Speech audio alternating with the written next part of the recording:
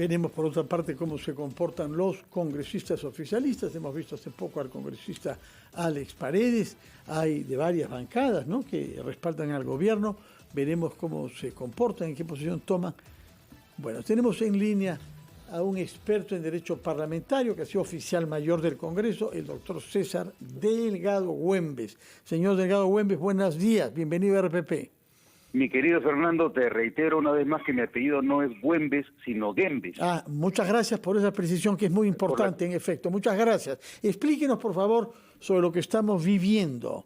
¿Qué cosa es lo que se debe presumir que si acude sin haberlo estado programado del primer ministro es para usar la palabra? Bueno, en principio hay que recordar que los asuntos que ve el Congreso en su agenda y en el orden del día son siempre previamente programados y concordados de acuerdo a los órganos que tienen la potestad de definir la agenda. Estos órganos son la Junta de Portavoces y el Consejo Directivo, por un lado. Por otro lado, es cierto que la Constitución señala que el gabinete y cada uno de los ministros que lo integran tienen la potestad de ir al Congreso voluntariamente. Cuando en la Constitución se señala que tienen esa potestad de concurrir voluntariamente, lo que hace la Constitución es oponer esa concurrencia voluntaria respecto de los otros modos de concurrencia que tienen naturaleza coactiva, sí, como son los casos de las invitaciones o los casos de las interpelaciones. El señor Jorge del Castillo fue el primero en entender que la concurrencia voluntaria suponía el libre ingreso al hemiciclo de sesiones sin que hubiera sido programada ni agendada su presencia en el hemiciclo. El segundo caso es el del señor Salvador del Solar, que está bastante más próximo a nosotros, sí, y que recordamos que se entendió que el Congreso le había negado el ingreso. Bueno, en realidad lo que hizo el señor Salvador del Solar, aun cuando la mayoría de la gente no entiende ese problema, es que él ingresó violentamente, desconociendo las reglas básicas en el ordenamiento parlamentario que supone que nadie puede ingresar al hemiciclo, salvo que haya sido agendada su presencia e invitado a ingresar al salón de sesiones. Pero entonces, no es que tiene derecho, no es que tiene derecho a entrar cuando lo considere inconveniente sin ser objeto de una invitación.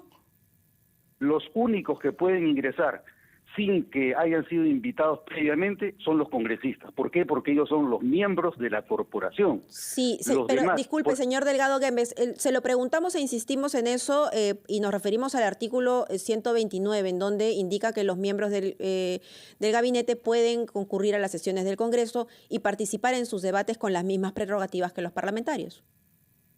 Eso es correcto, eso es lo que acabo de señalar, que tienen esa potestad. Sí. Pero esa potestad voluntaria se incluye dentro de la Constitución por oposición a los casos en los que los ministros están obligados a concurrir al Congreso cuando el Congreso los conmina para que concurran, por invitaciones o por interpelaciones. Pero si la regla es tienen las mismas prerrogativas, es que no necesitan ser invitados, simplemente se presentan, si no, no serían las mismas prerrogativas.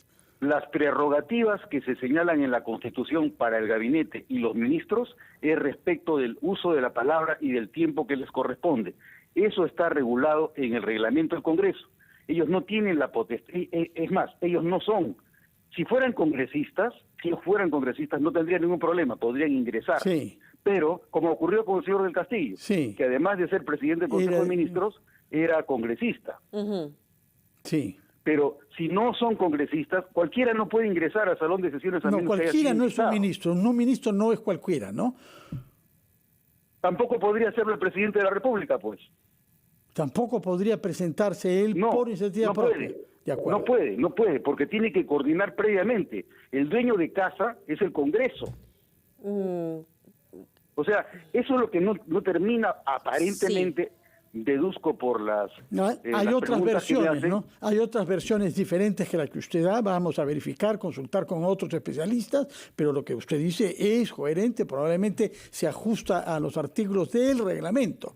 Pero el punto no solamente a los artículos del reglamento, mi querido Fernando. ¿Sí? Eso es parte de nuestra tradición uniforme. Quienes han tratado de quebrantarla han sido el señor del Castillo, eso es un punto de vista. No tuvo éxito. Eso ya es un análisis político, ¿no? Que han tratado de quebrantarla. Eso es un juicio sobre el señor del Castillo. No es un análisis político, Fernando. Bueno, no es un análisis político. Eso es parte de la tradición, de las prácticas, de las costumbres parlamentarias. Pero le están atribuyendo la años. Voluntad de quebrantar. Está haciendo un análisis político. El señor del Castillo, según usted, quiso quebrantar nuestra tradición republicana. Quizás él pensaba que estaba ejerciendo derechos. Por eso es que cabe, como en muchos temas jurídicos, interpretaciones diferentes. Y de hecho, hemos escuchado a otros conocedores de nuestra legislación parlamentaria que piensan de una manera diferente que usted. Bueno, consúltale, Fernando, pero en realidad yo no puedo decirte otra cosa que la experiencia que yo tengo a través de los años en el Congreso. De acuerdo, y por eso piensan lo mismo, tienen todo derecho a hacerlo. Y por eso acudimos a usted, precisamente por esa experiencia. Parece que en todo caso aquí no va a haber mayor conflicto porque inclusive ya se han dispuesto varios escaños en el Pleno para que los ministros tengan un asiento. Así que no habrá mayor conflicto. ¿Qué es lo que tendría que suceder entonces a continuación si es que ellos logran ingresar y tiene la palabra el primer ministro y plantea la cuestión de confianza? ¿Cuál es el procedimiento ahí?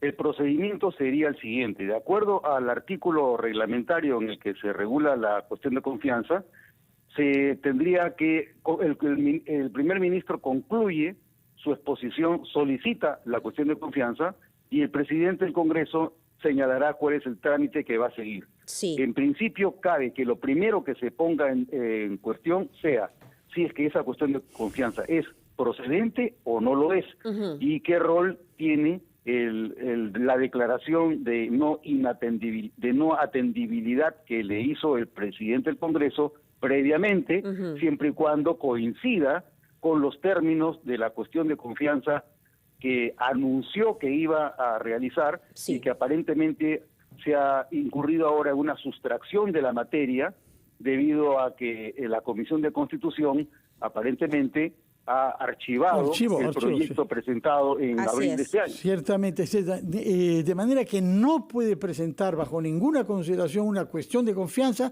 sobre la cuestión de confianza, porque ese tema ha sido archivado.